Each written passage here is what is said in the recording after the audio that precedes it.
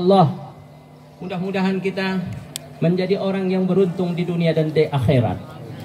Salawat dan salam kepada Rasulullah sallallahu alaihi wasallam. Allahumma salli ala sayyidina Muhammad wa ala ali sayyidina Muhammad. Sidang salat Id yang dimuliakan Allah. Sejak matahari tenggelam pada tanggal 30 Ramadan, kita umat Islam di seluruh penjuru dunia mengumandangkan takbir Allahu Akbar, Allahu Akbar, Allahu Akbar. Allah Maha Agung, Allah Maha Besar. Walitukabbirullaha ala ma hadakum wa la'allakum tashkurun. Bertakbir adalah perintah Allah kepada kita.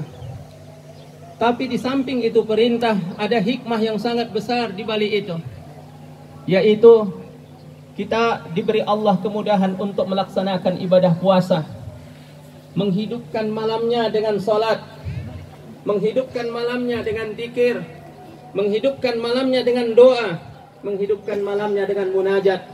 Semua itu bukan karena kehebatan kita, bukan karena kekuatan kita, tapi adalah semata-mata karena anugerah dari Allah Subhanahu wa taala. Itulah kenapa kita diperintahkan untuk bertakbir kepada Allah. Walitukabbirullaha ala ma hadakum wa la'allakum tashkurun. Dan hendaklah kamu bertakbir kepada Allah karena Allah sudah memberikan kepada kalian hidayah. Hari ini Allah Subhanahu wa taala menganugerahkan anugerah terbesar kepada hamba-hambanya yang berpuasa, kepada hamba-hambanya yang rajin membaca Quran, kepada yang rajin bersedekah, kepada yang rajin berimpak, kepada yang menahan lisan. Maka hari ini mereka diberi Allah Subhanahu wa taala hadiah yang telah dijanjikan. Man shoma ramadhana imanan wahtisaban ghufira lahu ma taqaddama min dzambih. Barang siapa yang berpuasa pada bulan Ramadan karena mengharapkan pahala dari Allah dan karena yakin bahwa itu adalah perintah Allah, diampuni Allah lah pak dosa-dosanya yang telah lalu. Kenapa begitu penting pengampunan dosa ini jamaah sekalian? Karena sesungguhnya dosalah yang menghalangi kita masuk surga. Karena sesungguhnya dosalah yang menyebabkan kita masuk ke dalam api neraka. Karena sesungguhnya dosalah yang membuat kita sengsara dan di dunia dan di akhirat. Manakala dosa kita diampunkan oleh Allah, kembali fitrah seperti anak yang baru dilahirkan oleh ibunya, maka otomatis kita insya Allah akan dimasukkan Allah ke dalam surga. Urusan kita di dunia akan dimudahkan oleh Allah. Rizki kita akan dilancarkan oleh Allah manakala dosa-dosa kita sudah diampuni oleh Allah. Laisal aidu liman labisal jadidu walakinnal aidu liman ghufirat lahu dzunubu. Bukanlah hari raya bagi orang yang pakai baju baru, tapi yang hari raya adalah orang-orang yang telah diampunkan oleh Allah dosa-dosanya. Mudah-mudahan kita hari ini, inilah kenapa kita harus berbahagia hari ini. Kita harus senang hari ini, kita harus gembira hari ini. Itulah kenapa kita diwajibkan untuk membayar zakat fitrah.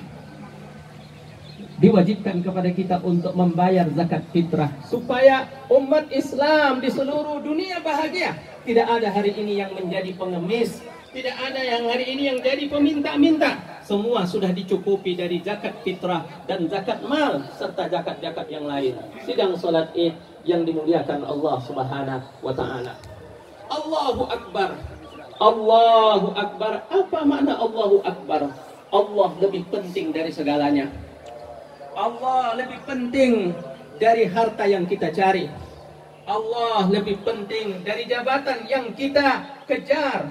Allah lebih penting dari apapun di dunia ini. Allah lebih kuat dari segala apapun yang ada. Maka kita mengucapkan Allahu Akbar. Allah Subhanahu wa taala Maha Agung dan Maha Besar. Kemudian yang kedua, pesan yang khatib ingin sampaikan kepada kita semua, jemaah, bahwa kita di bulan Ramadan ini melakukan 3 latihan berturut-turut selama 30 hari penuh. Latihan yang pertama adalah latihan menahan diri, bukan dari yang haram saja, Bahkan dari yang halal pun kita dilatih di bulan suci Ramadan ini. Kita tidak boleh makan, tidak boleh minum, tidak boleh melakukan hubungan suami istri, padahal di hari lain itu boleh.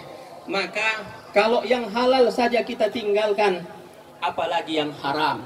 Mudah-mudahan latihan ini berhasil, dan hasilnya kelihatan setelah Idul Fitri ini selesai. Apakah kita bisa mempertahankan kebiasaan ini, meninggalkan yang haram, meninggalkan yang syubhat, meninggalkan dosa, taat kepada Allah Subhanahu wa taala.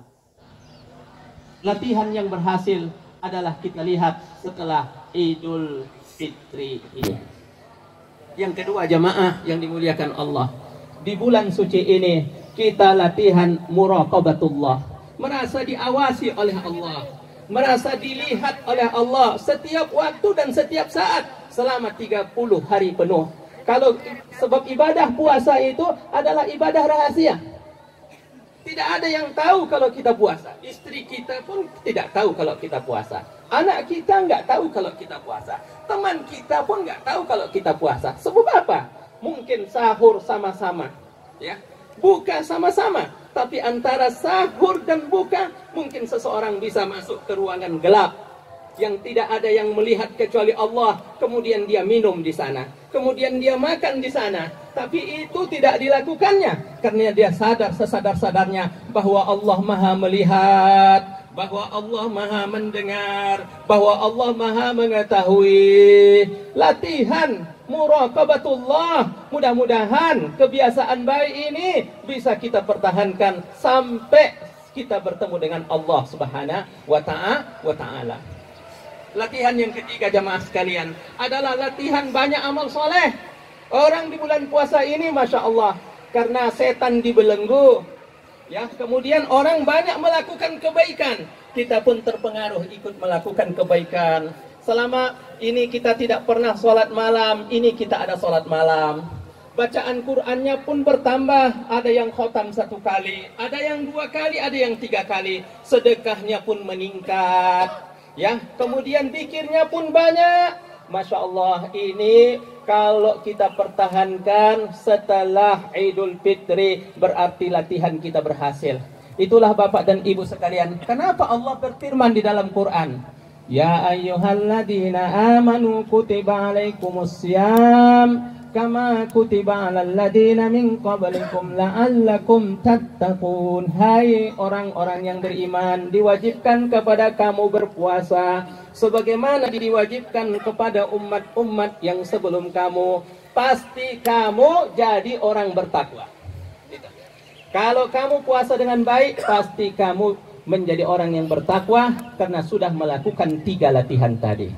Kemudian satu lagi yang ingin khatib sampaikan dalam kesempatan ini, momen Idul Fitri ini adalah momen yang terbaik bagi kita untuk saling memaafkan.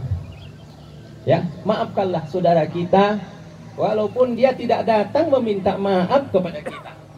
Allah menyebutkan maaf itu adalah sifat orang yang bertakwa. Wal afina 'anin nas, memaafkan kesalahan orang. Itu maksudnya, memaafkan kesalahan orang yang menyakiti kita dengan perkataannya, dengan perbuatannya, dengan sikapnya. Maafkan, ya, maaf. Wal al-aqrabu littaqwa, maaf itu lebih dekat kepada ketakwaan, jamaah yang dimuliakan oleh Allah Subhanahu wa taala. Tapi di samping itu, jangan lupa, jangan malu, jangan gengsi untuk meminta maaf kepada saudara-saudara kita sebelum nanti kita dituntut di hadapan Allah Subhanahu wa taala. Kalau ada orang yang pernah kita zalimi, kalau ada orang yang pernah kita sakiti, kalau ada orang yang pernah kita bikin dia kesal kepada kita, jangan malu datang kepada dia, minta dihalalkan, minta dimaafkan. Karena kata Rasulullah sallallahu alaihi wasallam, ya, la tu'addunnal huquqa ila ahliha. Hendaklah kalian menyelesaikan urusan kalian di dunia sebelum datang nanti suatu masa semua akan mendapatkan balasannya. semua akan dituntut di hadapan Allah Subhanahu wa taala. Ketika orang sudah selesai dihisab amalnya, setelah selesai ditimbang amalnya, kemudian setelah melewati sirat dan tibalah waktunya untuk masuk ke dalam surga, tiba-tiba di sana dicegat siapa? Dicegat orang yang pernah kita zalimi, dicegat orang yang pernah kita ambil hartanya, dicegat orang yang pernah kita curangi, dicegat orang yang pernah kita kurangi timbangan kepadanya. Dia bilang kepada Allah, ya Allah, saya tidak rela orang ini masuk surga ya Allah, saya menuntut kepadanya ya Allah. Masya Allah, ada orang pada saat itu membawa hasanat seperti gunung kebaikannya, tapi pada saat itu diambillah kebaikannya ini, dibagikanlah kepada orang yang menuntut ini. Kemudian ternyata bukan satu orang, ada ratusan orang yang antri untuk mengambil kebaikannya. Lama-lama kebaikannya habis. Ketika sudah habis kebaikannya, tidak ada lagi, maka dosa orang yang pernah dizaliminya ditimpakan kepadanya. Inilah kata Rasulullah, orang yang bangkrut nanti di akhirat. Atadaruna manil muflis? Tahukah kamu orang yang bangkrut? Kata sahabat, menurut kami ya Rasulullah, orang yang bangkrut orang yang nggak punya dinar dan dirham dan nggak punya aset.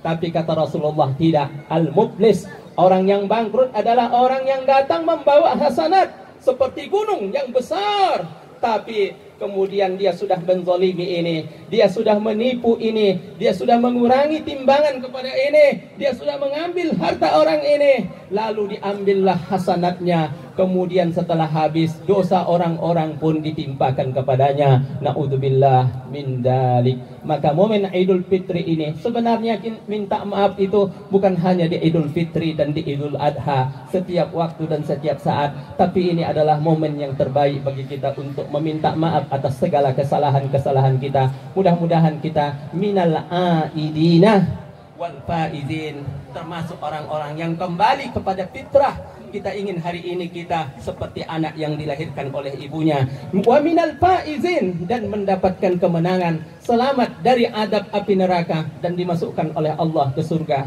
Orang yang sudah masuk surga itu nanti, kata Imam Nawawi di dalam kitab Riyadhus Shalihin yang diriwayatkan dari Nabi sallallahu alaihi wasallam, innalakum antasihhu fala tamrudu abada.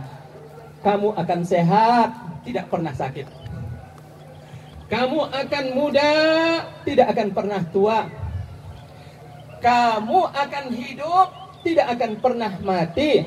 Kamu akan masuk surga dan tidak akan pernah keluar selama-lamanya. Hidup dalam kesenangan yang abadi dan hidup dalam kenikmatan yang abadi. Itulah yang kita cari, sidang jamaah yang dimuliakan oleh Allah Subhanahu wa taala. Mungkin itu saja khutbah yang bisa khatib sampaikan dalam kesempatan ini. Karena mengingat ini juga kita dalam masa pandemi, tetap menjalankan prokes kesehatan, menjaga jarak, mencuci tangan, menghindari kerumunan yang tidak perlu dan tidak penting. Semoga Allah Subhanahu wa taala melindungi kita, melindungi keluarga kita, melindungi orang-orang yang kita cintai semua. Amin ya rabbal alamin. Dan kami harapkan kepada jamaah untuk tidak berkerumun ketika keluar, supaya dimudahkan Allah Subhanahu wa taala kepada kita semua. Amin ya rabbal alamin. Allahumma ighfir lil muslimina wal muslimat wal mu'minina wal mu'minat al ahya'i minhum wal amwat, innaka ya maulana sami'un qaribun mujibud da'wat ya qadiyal hajat. Allahumma dafa'annal bala'a wal ghala'a wal waba'a wal fahsya'a wal munkar ma zahara minha wa ma batan. Ya Allah, di hari yang mulia ini kami memohon kepadamu ya Allah, angkat wabah ini ya Allah. Ya Allah, ya Tuhan kami mohon kepadamu ya Allah. Kami tidak tahu lagi mau minta kepada siapa, kami tidak tahu lagi mau mohon kepada siapa ya Allah. Kami mohon kepadamu ya Allah, angkat wabah ini ya Allah, angkat wabah ini ya Allah, selamatkan bangsa ini ya Allah, selamatkan negara ini ya Allah, menjadi baldatun thayyibatun wa rabbun ghafur. Amin ya rabbal alamin. Ibadallah, innallaha ya'muru bil adli wal ihsan wa ita'i dzil qurba wa yanha 'anil fahsya'i wal munkar wal baghi ya'izukum la'allakum tadhakkarun. Wa la dzikrullahi akbar. Wassalamu alaikum warahmatullahi wabarakatuh.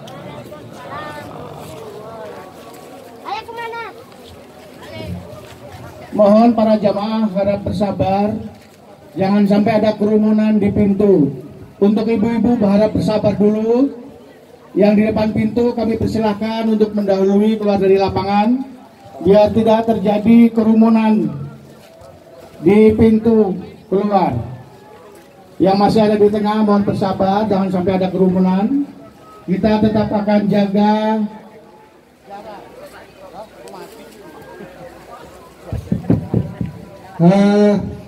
kami umumkan kepada rekan-rekan panitia untuk tidak meninggalkan tempat, membereskan segala sesuatunya.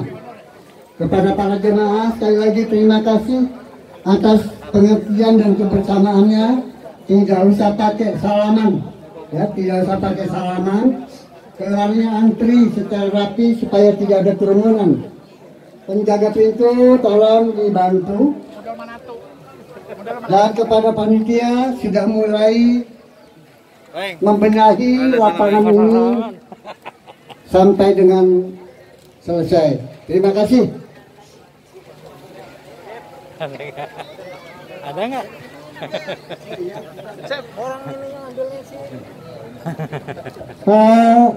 Kepada rekan-rekan panitia, pengurus masjid Al-Mizan, Pak RW, Pak RT, kita foto bersama dengan khotib.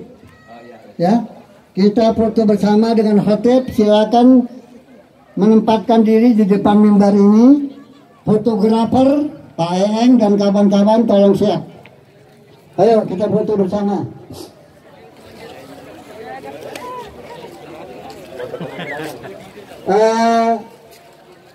Pintu sebelah utara agak lengang. Pintu sebelah utara agak lengang.